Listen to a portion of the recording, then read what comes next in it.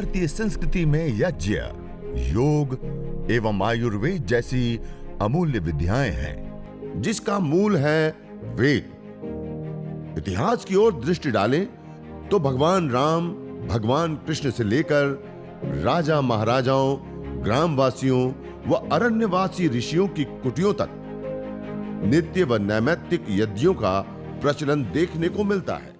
योग साधना के पहले हम हवन करते हैं, हवन थेरेपी करते हैं। वहाँ बहुत सारे छोटी मोटी बीमारी के लोग आकर उनका लाभ लेते हैं। तो एक बार एक माता पिता कपल आए थे, तो उनके हाथ में बहुत बड़ा फाइल था, बहुत मायूस होके आए थे। तो नरसिंह भाई और हमारी सभी टीम ने उनसे कंसल्ट किया, तो उन्होंने बताया कि मेरी बेटी है, कितने साल की, 20 साल की, 20 साल की बेटी है, कोमा में है, उसे कुछ पता नहीं चलता, आंखों के सामने भी अंधेरा है, पूरे बेड पर सब जगह नली लगाई हुई है, नाक में नली है, गले में नली है, सब जगह पाइप लगाया हुआ है, उसे कुछ समझ में नहीं आ रहा है क्या हो रहा है। कोमा में आपको पता होगा कि इंसान को कुछ भी पता नहीं चलता है, सिर्फ श्वास प्रश्वास चलती रहती है, बाकी आसपास कुछ भी पता नहीं चलता। तो उन्होंने उनके बारे में कहा कि उसको बहुत सर दुखता था पहले, तो ऐसे फ्रिक्वेंटली उसको होने लगा था। तो एक बार इतना सर दुखने लगा कि उसका सर फटने लगा और आंखों के सामने अंधेरा छाने लगा। तो उन्होंने तुरंत डॉक्टर के पास लेके गए। डॉक्टर ने कहा कि तुरंत इनका एमआरआई कराओ। तो एमआरआई जब करवाया तो डॉक्टर को पता चला कि पिट्यूटरी ग्लैंड में गांठ है, ट्यूमर जैसे गांठ है।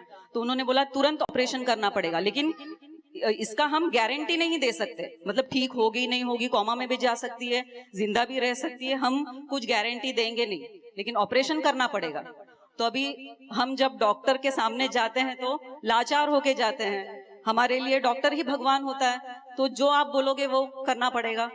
तो ऑपरेशन तो हो गया, लेकिन उनकी बेटी कोमा में चली गई। 20 साल की बेटी इंजीनियरिंग स्टूडेंट थी, सेकेंड ईयर स्टूडेंट है, तो वो पूरी बेड में आ गई। एक ऑपरेशन करने के बाद 1 महीना तक बेड में थी। डॉक्टर ने बोला अब इनको लेके जाओ, और कितने दिन रखोगे यहाँ? तो उन्होंने बोला कि हम घर लेके जाके भी क्या करेंगे, उतनी सुविधा तो है नहीं, तो आप यहीं रखो। तो उन्होंने बोला हम यहाँ नहीं रखेंगे, आप दूसरे हॉस्पिटल में लेके जाओ। तो अपोलो हॉस्पिटल वाशी में, वहां उनको लेके गए, वहां 3 महीने तक रखा, लेकिन कोई प्रोग्रेस नहीं। तो उन्होंने सुना था कि यहाँ कैंसर के पेशेंट आते हैं, उनका ठीक हुआ है, ऐसे सुनते सुनते वो पाटीदार वाड़ी में आए थे। तो उन्होंने कहा कि हम आप पर पूर्ण विश्वास करते हैं, आप जो भी बोलो वो हम करेंगे, क्योंकि अब तो हमारे पास कोई चारा ही नहीं है। 30 लाख रुपीस खर्चा किया, कितना, 30 लाख रुपया खर्च किया, पूरे कंगाल हो गए। उसके बाद हमने कहा कि हम कोशिश कर सकते हैं, हम सिर्फ यज्ञ करेंगे, चलेगा क्या आपको, सुबह शाम आपके घर? तो बोलते कुछ भी करो आप, हम सिर्फ आपके सुपुर्द है, आप ही हमारे लिए भगवान है अब। तो हम जिस दिन उन्होंने उनकी बेटी को घर लाया, उसी दिन से, उसी समय से सुबह शाम दोनों वक्त उनके यहाँ हवन होने लगा, और आज 3 महीना कंप्लीट हो गया। धीरे धीरे जब उनको लाया गया व्हील चेयर में, तो उनके जो हाथ की पोजीशन थी वो ऐसी थी, ऐसी टेढ़ी, और ये जो पैर था वो भी ऐसा था व्हील चेयर में, और आंखें इतनी, जो अंदर का जो गोला है वो ऐसे बाहर प्रोजेक्शन हो रहा था। इतना मतलब उनको देख के मतलब किसी को भी मतलब रोना आ जाए, ऐसे उनकी हालत थी। जो उनका पहले का फोटो था 20 साल की लड़की, और अब देखेंगे तो जमीन आसमान का फर्क था। तो ऐसे व्यक्ति को दिन रात हवन, मतलब वो कुछ कर नहीं रही थी, सिर्फ बेड पर ही थी, और हम सुबह और शाम हवन करते थे। उस हवन के द्वारा सिर्फ 1 महीने के अंदर थोड़ा सा हलचल उनको शुरू हुआ, हाथ और पैर में हल्का हल्का हलचल शुरू हो गया। ऐसे करते करते 3 महीने के बाद जब उसको फिर से टेस्ट करवाया गया, तो डॉक्टर ने क्या कहा, मिरेकल है ये सब, मिरेकल दिव्या, उसका नाम दिव्या है।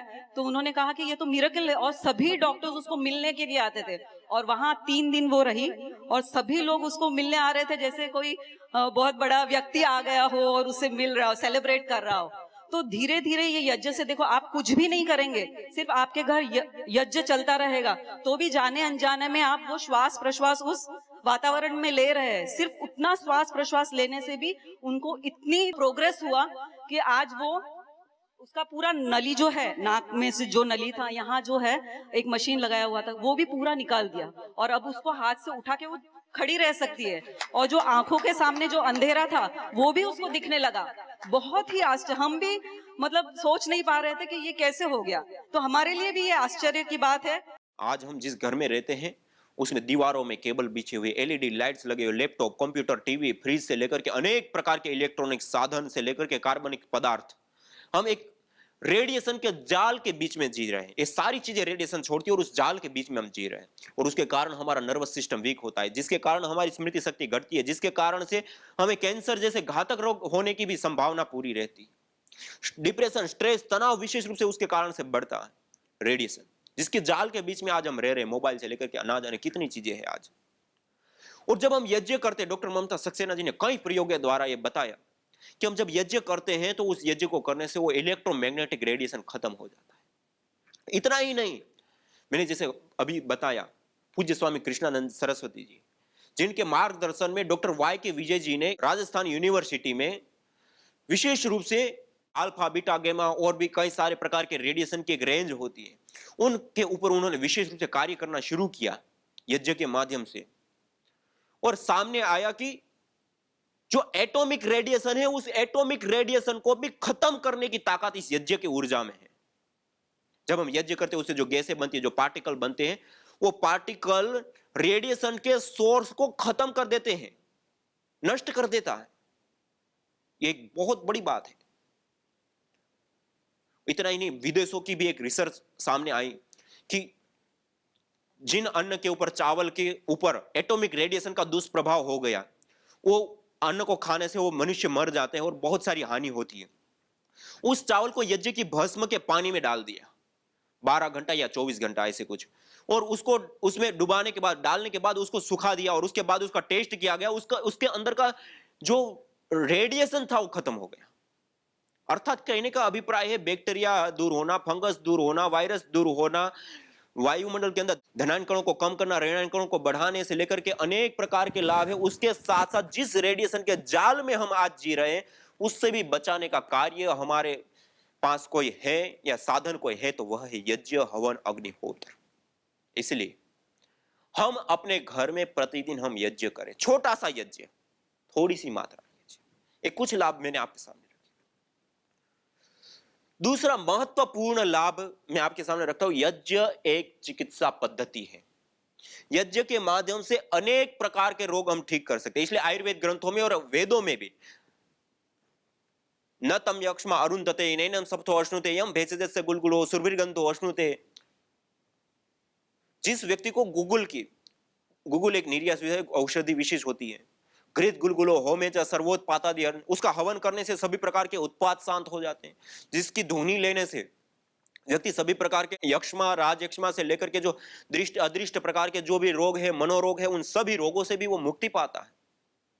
और कहा यदि क्षितायुर यदि वा परेतो यदि नित्यर अंतिगम तमा हरामी अस्पार्श्वमेनम सतसारदाय।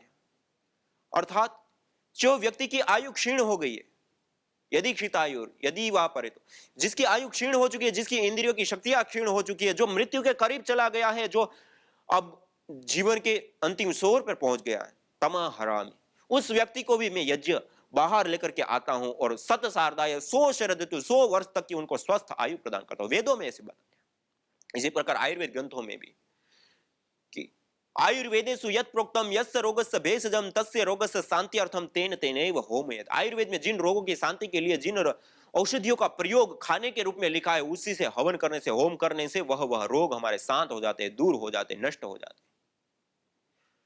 और इतना ही नहीं, इस प्रकार से आयुर्वेद ग्रंथों में हम जाए तो कई सारे प्रकार की धूम्र चिकित्साएं और औषधीय धूम्रों के माध्यम से अलग अलग प्रकार के रोगों को शांत होना, दूर होने से लेकर मिर्गी से लेकर के अनेक प्रकार के रोगों की चिकित्सा यज्ञ के माध्यम से, धूम्र के माध्यम से बताई गई। और यज्ञ को भेषज रत्नावली आयुर्वेद का एक श्रेष्ठतम ग्रंथ, उसमें इसको देवीय चिकित्सा का दर्जा दिया। यज्ञ एक देवीय चिकित्सा पद्धति है। उससे तन, मन, प्राण और ये पर्यावरण भी संतुलित होता है, स्वस्थ होता है, सुरक्षित होता है। कोई भी दवाई लेते तो हमारे शरीर तक काम करती है, शरीर के अंदर काम करती है, लेकिन ये एक ऐसी दवाई है शरीर के अंदर तो काम करती है, हमारे मन में भी काम करती है, और उसके साथ साथ हमारे जो एनवायरमेंट है, वायुमंडल है, जिस वायु के समुद्र में हम 24 घंटा श्वास लेते हैं, उस वायुमंडल को भी शुद्ध, पवित्र, सुगंधित और जीवनी शक्ति से युक्त करने का कार्य करती है। इसलिए कहा जाता है, सामान्य रूप से हम जिस जीवन को जी रहे हैं, उस जीवन के लिए हमें आवश्यकता होती है ऊर्जा की, शक्ति की, सामर्थ्य की। वह ऊर्जा, वह शक्ति हमें किससे प्राप्त होती है? भोजन के माध्यम से, आहार के माध्यम से। वह आहार हम तीन रूपों में लेते हैं। ठोस रूप में भोजन जो हम लेते हैं, रोटी चावल आदि, द्रव रूप में पानी आदि हम लेते हैं, और गैस रूप में हवा हम लेते हैं। अर्थात हम तीन रूपों में इस आहार को लेते हैं, ठोस, द्रव और गैस। इस धरती पर तीन रूपों में पदार्थ पाए जाते हैं, और इन तीनों रूपों में हम ठोस, द्रव और गैस रूपों में हम आहार को लेते हैं, और इन तीन रूपों में ही हमारी मल क्रिया होती है, ठोस, द्रव और गैस रूप में। तो ये जो तीन रूपों में हम आहार लेते हैं, उसमें ठोस रूप में जो हम आहार लेते हैं, रोटी चावल दाल आदि, यदि हम उसको ना ले तब भी हम 3 महीने तक जीवित रह सकते हैं। यदि हम द्रव रूप आहार पानी ना ले तब भी हम 3 सप्ताह तक जीवित रह सकते हैं। लेकिन यदि हम गैस रूप आहार वायु को ना ले तो 3 मिनट से भी अधिक हम जिंदा नहीं रह सकते। अर्थात सबसे ज्यादा इंपॉर्टेंट कोई वायु है तो क्या है? सबसे इंपॉर्टेंट कोई हमारा आहार है तो वो क्या है? वायु है। इसी प्रकार सबसे अधिक मात्रा में भी 24 घंटे में हम कौन सा आहार लेते हैं, यदि हम उसको देखें, हम 24 घंटे में 2 से 3 बार भोजन करते हैं, ठोस रूप आहार। इसी प्रकार पानी 5 से 10 बार लेते हैं 24 घंटे के अंदर। और इसी प्रकार वायु एनी टाइम 24 घंटा, हर मिनट, हर सेकंड हम ले रहे हैं और छोड़ रहे हैं। अर्थात हम सबसे ज्यादा और सबसे इंपॉर्टेंट कोई हमारा आहार है तो वह है वायु रूप आहार। और उस वायु रूप आहार को जीवन शक्ति से युक्त करना, उसको शुद्ध करना, पवित्र करना, सुगंधित करना, यह जो कार्य है वो सिद्ध होता है यज्ञ के माध्यम से, हवन के माध्यम से, अग्निहोत्र के माध्यम से। और हम कोई भी ट्रीटमेंट लेते हैं, चिकित्सा लेते हैं, तो उसमें भी हम क्या करते हैं? उस द्रव्य विशेष को लेते हैं और उससे हमारा काम होता है। तो किस रूप में? ठोस रूप में लेते हैं, द्रव रूप में लेते हैं। लेकिन एक सर्वोत्तम चिकित्सा पद्धति है गैस रूप में लेना, जो हम 24 घंटे वायु को ले रहे हैं। उस वायु के अंदर कुछ औषधीय द्रव्यों को हम जला करके उस औषधीय द्रव्यों को नैनो कर दिया। तो मैंने पहले कहा, नैनो में होती है शक्ति, वो पार्टिकल कई गुना ताकतवर, और उसके भीतर जो शक्ति है वो कई गुना बढ़ गई। जैसे मैंने आपको बताया, घी का, गाय का घी 1 ग्राम जलाओगे 1864 गुना बढ़ गया, और उसकी ताकत भी बहुत ज्यादा बढ़ जाती है। और वह जब वायुभूत हो गया, अब उस वायु के अंदर जब आप श्वास ले तो हर मिनट, हर सेकंड, हर श्वास के साथ वह सूक्ष्म हुई औषधियां श्वास के माध्यम से आपके लंग्स तक, लंग्स के माध्यम से ब्लड में, और ब्लड के माध्यम से पूरे शरीर में जाती है, और हमारे पूरे शरीर की चिकित्सा कर देती है। और उसके कारण से ऐसे खतरनाक रोग, जिसमें डॉक्टर लोग आज वर्तमान मॉडर्न साइंस भी जिसमें हाथ खड़ा कर देता है, वह रोग भी हमने यज्ञ चिकित्सा के माध्यम से ठीक करके दिखाए। मैं कई बार आप सब लोगों के सामने रखा है। बहन दिव्या जी का उदाहरण, मुंबई में 22 वर्ष की बहन दिव्या जी, उनको ब्रेन ट्यूमर हो गया, कैंसर हो गया। डॉक्टर लोगों को जब दिखाया, चेकअप कराया, एमआरआई हुआ, सब चीज टेस्ट हुआ, तो उन्होंने कहा कि इसका उपचार ऑपरेशन के अलावा कोई दवाई के रूप में नहीं है। अब माता पिता लाचार होते हैं, ऑपरेशन कराया, कोमा में चली गई वो, ऑपरेशन दिमाग का हुआ। कोमा में जाने के बाद 6 महीने आईसीयू में भर्ती रही, 9 महीने तक कोमा में रही। श्वास के लिए गले में मशीन लगी हुई है, खाने के लिए नली लगी हुई है, पेशाब पानी के लिए नली लगी हुई है, बिल्कुल मुर्दा अवस्था में, कोई उनको पता नहीं है, कुछ नहीं। और बेड के ऊपर पिछले 9 महीनों से 30 लाख से अधिक खर्च हो गए, 30 लाख से अधिक खर्च हो चुका। और उसके साथ साथ 9 महीना बीत गया, बड़े बड़े 3 हॉस्पिटल, एक हॉस्पिटल वालों ने जवाब दे दिया कि अब हम उसमें कुछ नहीं कर सकते, आप अपने घर पे ले जाइए। ऐसी स्थिति, तो अब माता पिता लाचार थे, हम इस अवस्था में, इतनी नलियां लगी है और ऐसी अवस्था में घर पे ले जाके क्या करेंगे? तो कह रहे आप तो आप दूसरी हॉस्पिटल पे ले जाओ। दूसरी हॉस्पिटल पे लेके गए, तीसरी हॉस्पिटल पे ऐसे ही लेके गए, कहीं पे कुछ नहीं हुआ। सब लोगों ने जवाब दे दिया कि आप इसको घर पे ले जाइए। वो उस अवस्था में अपने घर पे लेकर के आए, और वैसे भी वो परिवार कंगाल हो गया, क्योंकि सामान्य परिवार था, 30 लाख से अधिक खर्च हो गया। घर पे लाए। अब जब घर पे लाए तो घर पे भी अब क्या है उनके पास उपचार? उसके बाद उनके साथ बातचीत हुई और उनको पता चला कि यज्ञ भी एक चिकित्सा पद्धति और सबसे, और बातचीत हुई तो हमने कहा कि आप यज्ञ कर सकते हैं। बेशक वो खाना पीना ये सारी चीजें नहीं हो रही, और हर प्रकार की दवाई ली, दवाई ने तो कुछ काम किया ही नहीं। तो मैंने कहा कि कोई नहीं, वो मुर्दा अवस्था में है, जिस अवस्था में है, श्वास तो ले रही है मशीन के माध्यम से, नली के माध्यम से, लेकिन श्वास तो ले ही रही है। तो श्वास के माध्यम से भी औषधि पहुंचाने का एक हमारे पास सटीक जरिया है, वह है यज्ञ। आप यज्ञ शुरू कीजिए। अब वो के उस समय उन्होंने विशेष पुष्टिकारक, मेधाकारक, विशेष जो सुगंधित जड़ी बूटियां थी, उन जड़ी बूटियों को लेकर के हवन करना शुरू किया। आप आश्चर्य करेंगे, प्रतिदिन 30 मिनट सुबह और सायंकाल गायत्री मंत्र से यज्ञ करना शुरू किया। उस कमरे में, जिस कमरे में वो बहन रहती थी, और केवल मात्र जो कार्य 6 महीने आईसीयू में भर्ती रहने के बाद 30 लाख से अधिक खर्च करने के बाद और मॉडर्न टेक्नोलॉजी जितनी भी आगे, मुंबई के बड़े बड़े 3 हॉस्पिटल जिन्होंने जवाब दे दिया कि अब हम कुछ नहीं कर सकते, उस अवस्था में हमने यज्ञ ट्रीटमेंट दिया और केवल 2.5 महीने के अंदर उसके शरीर के अंदर हलचल पैदा हो गई, उंगलियां हिलने लगी और 3 महीने के अंदर उनकी गले की मशीन हट गई, श्वास की, थोड़े दिन में खाने की नली हट गई, थोड़े दिनों में और पेशाब पानी की नली हट गई और 6 महीने में नॉर्मल जीवन में आ गई और आज वो बिल्कुल सामान्य जीवन जैसे व्यक्ति जीता है, घर के कार्य करते हुए वो सामान्य जीवन को जी रही है। औषधि के अंदर जो तत्व है उसको आग में डाल के, अग्नि में डाल करके, उसको नैनो करके और उसकी शक्ति बढ़ा करके, उसको मल्टीपल कई गुना बढ़ा करके श्वास प्रश्वास के माध्यम से धारण करके और उसको ब्लड के माध्यम से पूरे शरीर में पहुंचा करके चिकित्सा करने का तरीका, इसलिए इसको आयुर्वेद ग्रंथों ने देवीय चिकित्सा पद्धति कहा।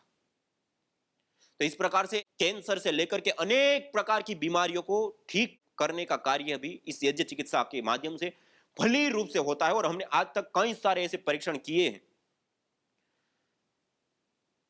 और यह जो यज्ञ है वह केवल मात्र एक चिकित्सा पद्धति, केवल मात्र एक देवी शक्तियों का पूजन, केवल मात्र प्रकृति का संतुलन, केवल मात्र प्रदूषण से बचाव या ऐसे नहीं, अपितु सूची जीवो अग्नि सहस्रारंभ पवित्र ज्वाला वाली यज्ञाग्नि हमें हजारों हजारों लाभ देने वाली होती हैं।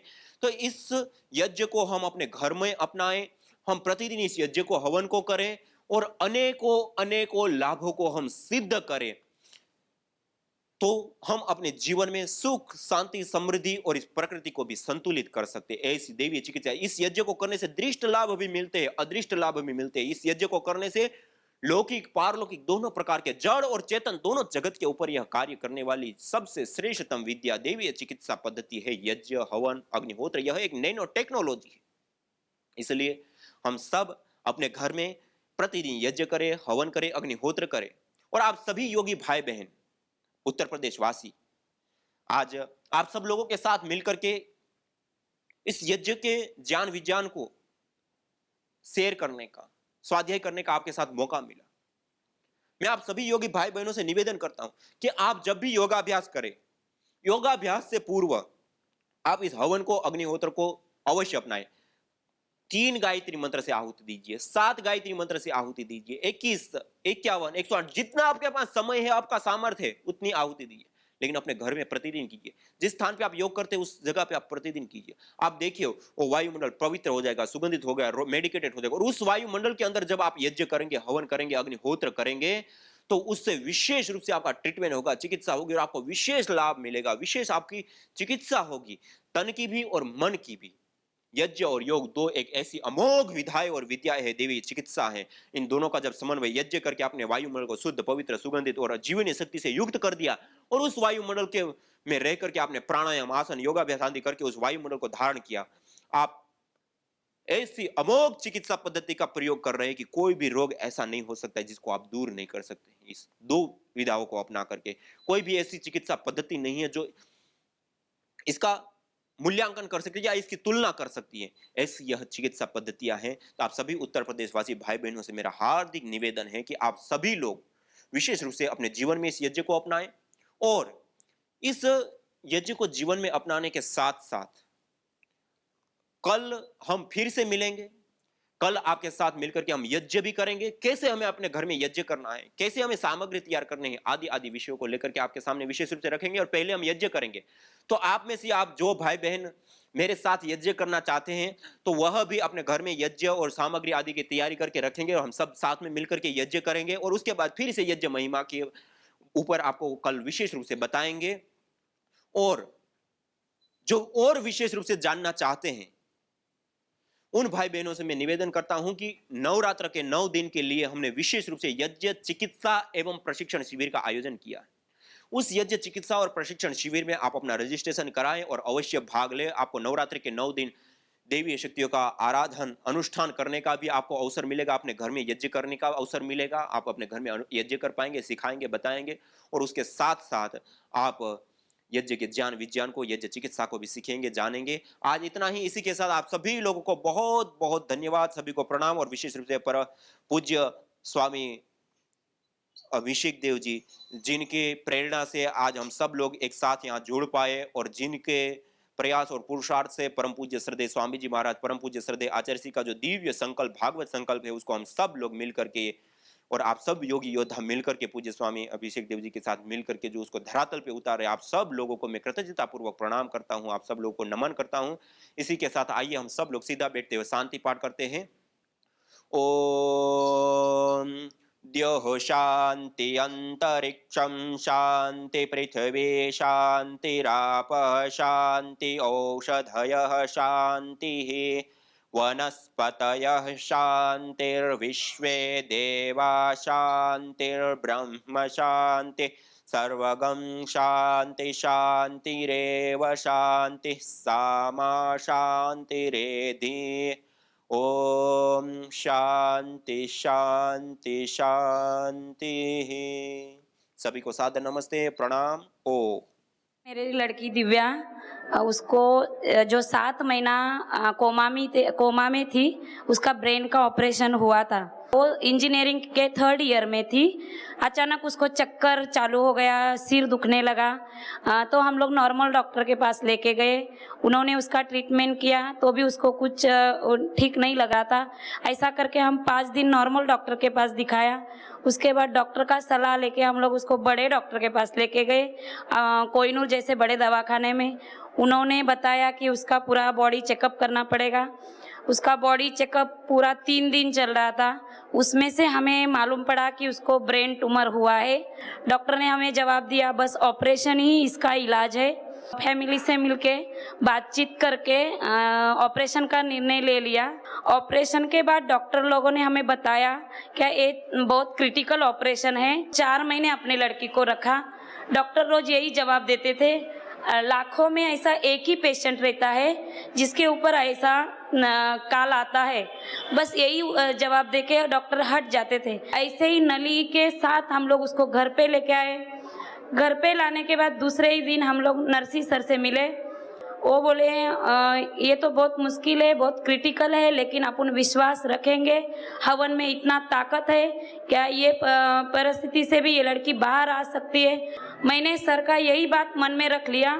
सर उस टाइम सर से मैं एक बात की थी, क्या सर हम लोग विज्ञान जो साइंस है इतना आगे गया है तो भी मेरे लड़की के कुछ काम नहीं आया, वो हम करके हार गए हैं। अभी बस भगवान और ये हवन के ऊपर विश्वास रखेंगे। हम लोग डॉक्टर को एक बार भी घर पे लाने के बाद इसको दिखाने के लिए नहीं लेके आए। हवन ही हमारा डॉक्टर बना था। हवन से हम लोग को इतना एनर्जी मिला। हवन करते करते जब 2 महीना हो गया, उसके बाद ऐसा चमत्कार हम लोग ने हवन का देखा। तब उसकी जान उंगलियों से चालू हो गई। उंगली का पहला उसका अंगूठा हिलने लगा। अंगूठे के बाद 4 दिन 5 दिन के बाद उसकी पूरा पैर के नसें हिलने लगी। ऐसा हम लोग साक्षात उसको वो चमत्कार को देख रहे थे। ऐसा करते करते उससे अंगूठे से लेके 2 महीने के अंदर पूरे उसके बॉडी में जान आ गई। उसका पूरा शरीर उठने लगा। तो हम लोग ने ऐसा अपने जैसा शरीर तो भगवान का देखा नहीं, लेकिन इसके रूप में हम लोग ने, हवन के रूप में हम लोग ने भगवान को देख लिया। पहले बार उसका गले का ऑक्सीजन का मशीन निकालने हम लोग जब दवाखाने में 2 महीने बाद गए, 2 महीने बाद उधर जाने के बाद में डॉक्टर अपना उंगली मुंह में डाल के देख रहे थे। जब हम लोग 5 महीना कुछ नहीं कर सके, 2 महीने में अपने घर में ऐसा क्या कर लिया जो लड़की को खड़ा किया। जो दूसरे भी 2 पेशेंट है उनको भी ये रास्ता बता दो। ऐसा करते करते 2 महीने के बाद उसका गले का मशीन हट गया। 8 दिन के बाद उसका नाक का नली का जो खाना उसको खिलाती वो हट गया। 10-15 दिन में उसका यूरिन का नली हट गया। ऐसे करते करते उसकी नलियाँ 1 महीने के अंदर पूरी हट गई और मेरी लड़की पूरी तरह से हाथ से खाना खाने लगी। यज्ञ भारतीय संस्कृति का मूल है। तो आइए हम संकल्प लें, संसार के श्रेष्ठतम कर्म यज्ञ को अपनाएं। पिंड और ब्रह्मांड में संतुलन कायम करने वाले यज्ञ को अपने जीवन का अभिन्न अंग बनाएं एवं प्रकृति मां के प्रति अपने ऋणों को अदा करें। विश्व स्वास्थ्य का एक नारा, यज्ञ से होगा जग उजियारा। भारतीय संस्कृति की अमूल्य विरासत यज्ञ की महिमा को जानने हेतु वैदिक चैनल पर प्रतिदिन प्रातः एवं सायं 11:30 बजे यज्ञ महिमा कार्यक्रम से जुड़ें। विशेष जानकारी हेतु संपर्क करें। मोबाइल 9068565306।